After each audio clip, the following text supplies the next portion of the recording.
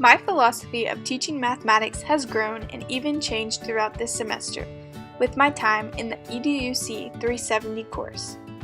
In the beginning of this course, we learned all about growth mindset and how it's never too late to learn.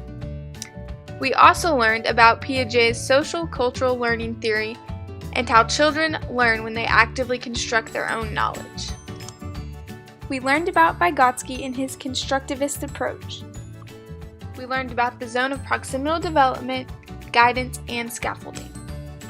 We also learned about the 5 process standards in which we implemented in our fieldwork. The first strand is problem solving, and this ties to Piaget's social cultural learning theory, in that children actively construct their knowledge as they explore and manipulate the world around them. We got to see this process standard work by creating puzzle pieces for our students to solve in the field. The second process standard that we talked about and got to implement was communication. This reflects Vygotsky's theory about learning through community and others. We got to practice this in the field by creating a protractor scavenger hunt. Our students had to communicate and work together to work out these problems. The next process standard we practiced was representation. We had students use dry erasable sheets, and we also used large manipulatives and pictures to help them represent their equations. We also got to use the process standard of connections when we were in the field.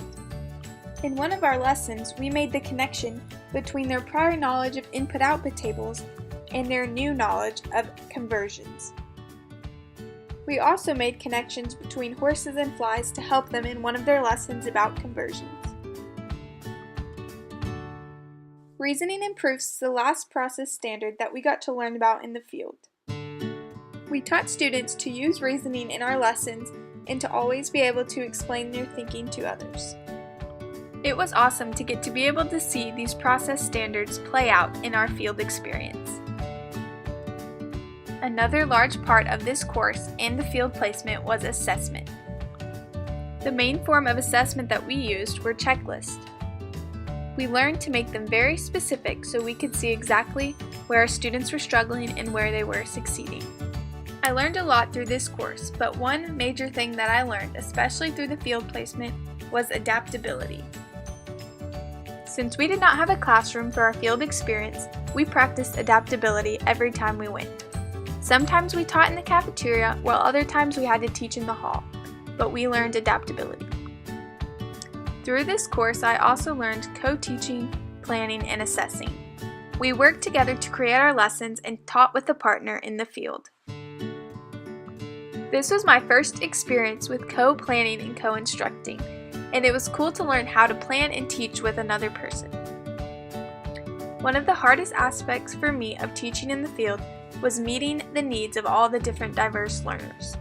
Within my time in the field, I saw a wide scale of students, and each one of their own different stage of mathematics. In order to meet all of the needs of the students, we used small groups. Another strategy that we thought was very helpful was that we would let the students work with each other, and also we taught our lessons with many different visuals in different ways so that we could reach all the learners right where they were. I originally thought that in math there was one way to solve a problem with one right solution. But now I know that the journey and conceptual understanding is more important than the solution. This is now my philosophy of teaching mathematics.